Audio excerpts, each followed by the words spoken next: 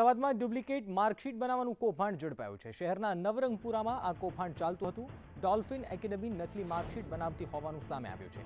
વિદ્યાર્થીઓ પાસેથી ₹30,000 લઈને માર્કશીટ બનાવતી હતી।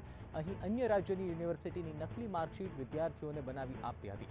તો ધોરણ 10 અને ધોરણ 12ની પણ નકલી માર્કશીટ બનાવતી હોવાનું ખુલ્યું છે। નવરંગપુરા પોલીસે જયપુર યુનિવર્સિટીની ડુપ્લિકેટ માર્કશીટ ઝડપી છે અને વધુ તપાસ હાથ ધરી છે।